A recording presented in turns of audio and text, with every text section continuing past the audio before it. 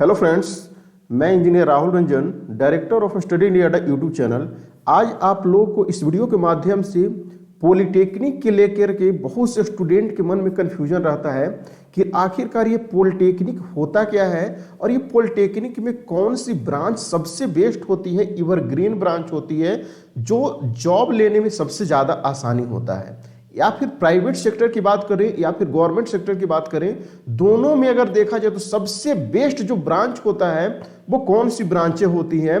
तो इस टॉपिक को लेकर के हम लोग इस वीडियो के माध्यम से पूरा डिटेल्स में एनालिसिस करने वाले हैं। तो वीडियो को सभी लोग लाइक और शेयर कर दीजिएगा और चैनल को सब्सक्राइब जरूर कर लीजिएगा, क्योंकि इस टाइप के टॉपिक वाइज वीडियो इस चैनल के माध्यम से हमेशा आप लोगों को प्रोवाइड होगा। ठीक है, तो चलिए सबसे पहले हम लोग पॉलिटेक्निक की बातें करते हैं। देखिए, पॉलिटेक्निक जनरली जो होता है ना, ये जो है 2 ईयर और 3 ईयर का होता है, 2 साल और 3 साल का होता है। बहुत लोगों को कंफ्यूजन ये रहता है कि 2 साल वाले कौन करते हैं और 3 साल वाले कौन करते हैं। तो गाइज मैं आप लोग को बता दूं कि 2 साल का जो पॉलिटेक्निक होता है वो लेटरल एंट्री के तहत होता है, उसका अलग से फॉर्म आता है। जो 12th कंप्लीट कर लिए होते हैं स्टूडेंट, उन लोगों के लिए लेटरल एंट्री का फॉर्म आता है, जो 2 साल की 1 साल का छूट मिल जाता है और उनको जो है मात्र सेकंड ईयर में डायरेक्ट एडमिशन हो जाता है और 2 साल में उनका जो है पॉलिटेक्निक कंप्लीट हो जाता है। बात करते हैं 3 ईयर वाले कौन करते हैं। तो 3 ईयर वाले जनरली वो स्टूडेंट करते हैं जो 10th पास आउट होकर के पॉलिटेक्निक में अपना करियर जमाना चाहते हैं। यानी 10वां आप पास कर लिए, उसके बाद पॉलिटेक्निक का एंट्रेंस एग्जाम दीजिएगा, फिर आप पॉलिटेक्निक आसानी से कर लीजिएगा। ठीक है ना, वो 3 साल में कंप्लीट होगा। अब ये तो पॉलिटेक्निक का एंट्रेंस एग्जाम देने के बाद जब बात आती है पॉलिटेक्निक में ब्रांच को चॉइस करने का कि मैं कौन सा ब्रांच को सेलेक्ट करूं, कौन सा ब्रांच लूं जिससे कि मुझे जो है गवर्नमेंट जॉब आसानी से मिल सके।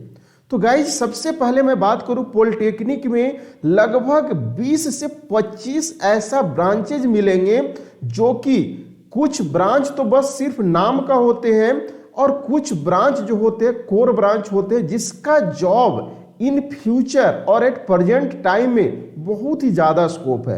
वो कौन कौन सी ब्रांचें हैं उसके बारे में हम लोग डिस्कस करने वाले हैं। देखिए, गवर्नमेंट सेक्टर से अगर गवर्नमेंट से पॉलिटेक्निक कीजिएगा तो उसमें जो है बहुत से ब्रांचें मिल जाएंगे, लगभग 15 से 20 ब्रांचें होती है। प्राइवेट वाले जो है ना लगभग 6 से 7 ब्रांच को अपने कॉलेज में अलॉटमेंट रखते हैं। बाकी जो फालतू ब्रांच जो जिसका उतना वैल्यू नहीं होता है वो ब्रांच को रखते हैं। तो बात हम लोग करते हैं कि सबसे बेस्ट ब्रांच कौन सी होती है। देखिए, मैं अगर बात करूं तो लगभग 15 ऐसे ब्रांच हैं जो कि हर जगह गवर्नमेंट सेक्टर कॉलेज में रहते हैं। जैसे सिविल इंजीनियरिंग हो गया, इलेक्ट्रिकल हो गया, मैकेनिकल हो गया, कंप्यूटर हो गया, केमिकल हो गया, फैशन हो गया, इलेक्ट्रॉनिक कम्युनिकेशन हो गया, एरोनॉटिकल हो गया, पेट्रोलियम हो गया, माइनिंग हो गया, प्रोडक्शन हो गया, टेक्सटाइल हो गया, मेटालर्जी हो गया, प्लास्टिक हो गया, बायोटेक्नोलॉजी हो गया। इस टाइप के ऐसे ऐसे ब्रांचेज आपको गवर्नमेंट कॉलेज में जो है ना अवेलेबल रहते हैं। सीट इसका अच्छा खासा रहता है, बट फ्यूचर किस में ब्राइट है वो सबसे पहले डिसाइड करना है। देखिए, आप पॉलिटेक्निक की बात कर रहे हैं, आप इंजीनियरिंग लेवल की बात नहीं कर रहे हैं। इंजीनियरिंग लेवल का अगर बीटेक जो आईआईटी एनआईटी होता है बीटेक, उसको लेकर के स्टूडेंट पॉलिटेक्निक से कंपेयर करके ब्रांच को ले लेते हैं और बाद में जो है ना पछताते हैं। तो वो काम आपको नहीं करना। पॉलिटेक्निक अलग चीज हो गया, ये डिप्लोमा लेवल का एग्जाम हो गया और वो होता है डिग्री लेवल का एग्जाम होता है। डिग्री का जो होता है ना कोर्स, वो 4 साल का होता है, 4 ईयर का होता है। पॉलिटेक्निक जनरली 3 ईयर 3 साल के होते हैं। तो बात करते हैं कौन सी ब्रांच बेहतर होगा। देखिए, पॉलिटेक्निक में आपका मेनली 3 ब्रांच जो है ना आपको कोर ब्रांच माना जाता है। 3 ब्रांच वो कौन कौन से हैं, तो सिविल हो गया, इलेक्ट्रिकल हो गया और मैकेनिकल हो गया। सिविल, इलेक्ट्रिकल और मैकेनिकल, ये जो 3 ब्रांच को कोर ब्रांच माना जाता है। और इस समय एट प्रेजेंट लगभग 3-4 साल बैक में अगर जाते हैं तो सिविल को सबसे एवरग्रीन ब्रांच माना जाता है। अब जो है कंफ्यूजन होता है, सर सिविल को ही क्यों एवरग्रीन ब्रांच मानते हैं। तो देखिए, सिविल ब्रांच जो है ना इसको गवर्नमेंट सेक्टर में भी अच्छा स्कोप है, प्राइवेट सेक्टर में भी अच्छा स्कोप है, लेकिन सबसे अगर बेनिफिट की बात करते हैं तो गवर्नमेंट में इसका इतना ज्यादा भरपूर वैकेंसी आता है ना कि बस आपके पास डिग्री होना चाहिए और कुछ टेक्निकल नॉलेज होना चाहिए जो आपने कोर्स करते वक्त पढ़ा है। उसके बाद आपको जॉब जो है ना बहुत ही आसानी से लग सकती है।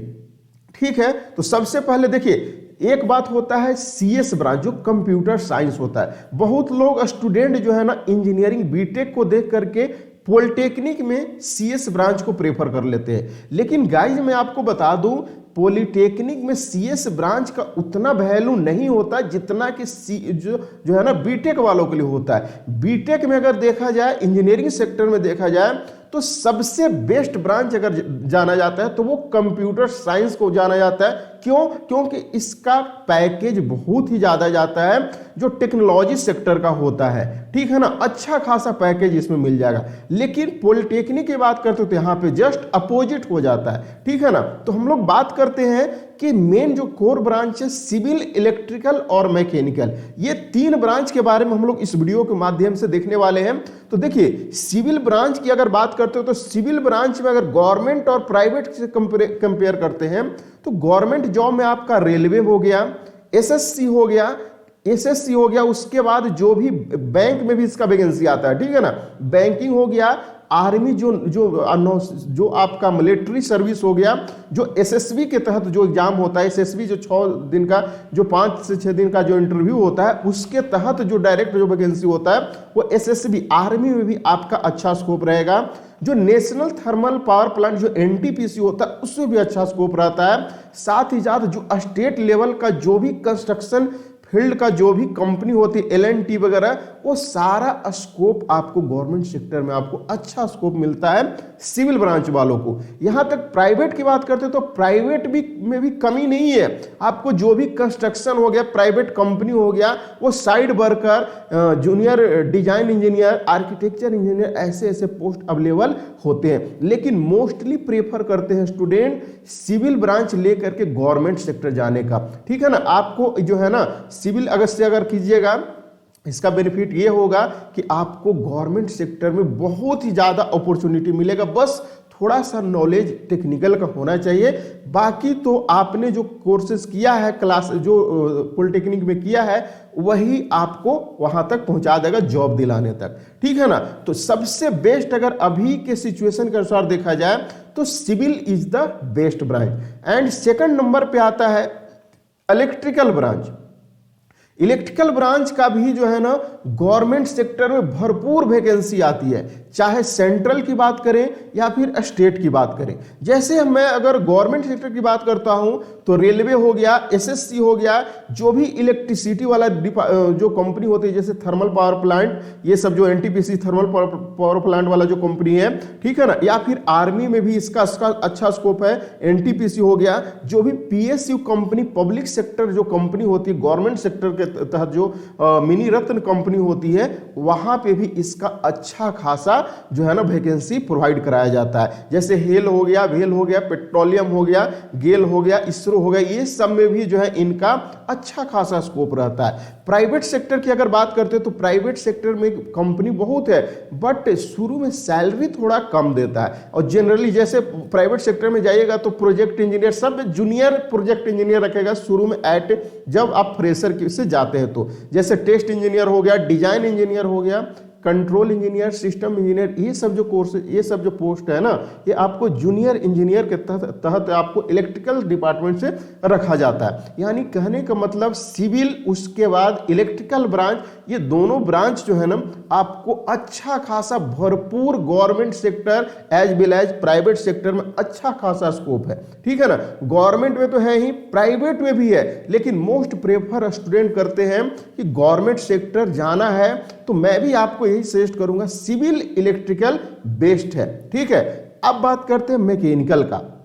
मैकेनिकल का भी यही चीज है, जैसे गवर्नमेंट सेक्टर और जो है ना प्राइवेट सेक्टर, जैसे आपको पेट्रोलियम ये सब वाला जो है ना, वो मैकेनिकल को भी यहाँ पे प्रेफर करते हैं। जो ऑटोमोबाइल हो गया कंपनी प्राइवेट सेक्टर में, वो सभी प्रेफर करते हैं। जैसे गवर्नमेंट की अगर बात करते हो तो railway, SSC, PSU company, army, NTPC, ये सब जो है ना आपको जो है ना डायरेक्ट जॉब प्रोवाइड कराता है। जैसे एक अगर बात करते हैं, जैसे देखिए एसएससी के तहत एग्जाम होता है जूनियर इंजीनियर का, उसमें जनरली 3 ब्रांच को ज्यादा प्रेफर करता है, सीट ज्यादा रहता है। सिविल, इलेक्ट्रिकल और मैकेनिकल, ये 3 ब्रांच का भरपूर सीट रहता है। और रेलवे की भी बात करते हैं तो रेलवे में भी सबसे ज्यादा सिविल का, फिर इलेक्ट्रिकल, देन मैकेनिकल का रहता है, ठीक है ना। यानी कहने का मतलब अगर आपको गवर्नमेंट सेक्टर में जाना है तो सिविल, इलेक्ट्रिकल, मैकेनिकल से आप पॉलिटेक्निक करते हैं तो साथ में एक्स्ट्रा कुछ आपके पास नॉलेज होना चाहिए।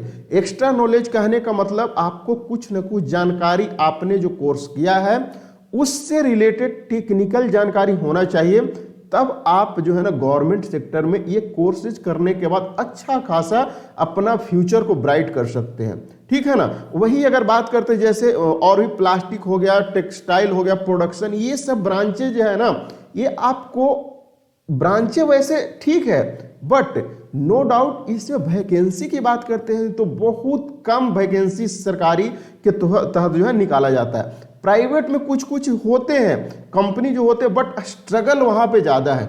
आपको शुरू में एज ए फ्रेशर के तौर पे रखा जाएगा तो सैलरी बहुत कम, नॉमिनल सैलरी रखा जाता है। यानी कहने का मतलब आपको मेहनत करके, अपने बदौलत, अपने स्किल को इम्प्रूव करके आप एक अच्छे लेवल तक पहुंच सकते हैं। लेकिन हाँ, आपका संघर्ष जो है ना बहुत ही ज्यादा करना पड़ेगा। बट यही अगर ये 3 ब्रांच आपके से आप करते हैं, देखिए एक होता है electronics communication. Electronic communication no doubt ठीक ब्रांच है, बट वो जो है ना उसमें प्रॉब्लम ये होता है कि गवर्नमेंट सेक्टर का वैकेंसी डायरेक्ट बहुत कम आती है, ठीक है, आती है बट बहुत कम आती है as compare to civil, electrical और मैकेनिकल, ठीक है। प्राइवेट सेक्टर में स्ट्रगल के तौर पे करना पड़ेगा, उससे अच्छा है सिविल, इलेक्ट्रिकल और mechanical is the best branch. ये वीडियो एनालिसिस करने से ये पता चला, और ये बहुत ही हम लोग लगातार पिछली जो है ना अनुभव से और इन फ्यूचर भी देखा जाए तो बहुत अच्छा ब्राइट रहने वाला, क्योंकि ये कोर ब्रांच माना जाता है और इसका स्कोप जो है government as well as private में काफी अच्छा स्कोप है, ठीक है। बस आपके पास टेक्निकल स्किल भी होना चाहिए अगर गवर्नमेंट में जाते हैं तो। प्राइवेट में नो डाउट आपको स्किल तो होना चाहिए टेक्निकल, बट इंटरव्यू से काम चल जाता है। लेकिन साथ में आपको टेक्निकल स्किल अगर रहेगा और कुछ जो है आपको जो कंपटीशन, जनरल कंपटीशन वाला स्किल अगर है तो आप गवर्नमेंट आसानी से प्राप्त कर सकते हैं। जैसे शुरू में आपको रखा जाता है जूनियर इंजीनियर के तौर पे, उसके बाद आपके पास अगर और डिग्री है, अगर बीटेक इन फ्यूचर कर लेते हैं तो आपको सीनियर इंजीनियर से भी ऊंचा आप जो है ना पहुंच सकते हैं प्रमोशन के तौर पे, ठीक है ना। लेकिन हाँ, अगर बहुत लोग जो है ना अगर पॉलिटेक्निक करने के बाद बीटेक भी करना चाहते हैं तो उनके लिए भी जो है ना एक प्लस पॉइंट है लेटरल एंट्री का। जैसे बीटेक जो बैचलर ऑफ इंजीनियरिंग होता है 4 साल का होता है, पॉलिटेक्निक आप कर लीजिएगा तो आपको वही कोर्स को 3 साल में कंप्लीट हो जाता है, ठीक है ना। तो इस वीडियो से हम लोग यही एनालिसिस करने से पता चला कि सबसे बेस्ट ब्रांच अगर अभी देखा जाए तो civil, electrical and mechanical is the best branch for polytechnic, ठीक है गाइज। ये वीडियो कैसा लगा एक बार सभी लोग कमेंट जरूर कीजिएगा और वीडियो को लाइक और शेयर जरूर कीजिएगा। और जो नए स्टूडेंट्स हैं, नए लोग हैं, वो चैनल को सब्सक्राइब जरूर कर लीजिएगा, क्योंकि इस टाइप के टॉपिक वाइज वीडियो आप लोग इस चैनल पे हमेशा प्रोवाइड होते रहेगा। मिलते हैं फिर नेक्स्ट वीडियो में, तब तक के लिए धन्यवाद। जय हिंद, जय भारत।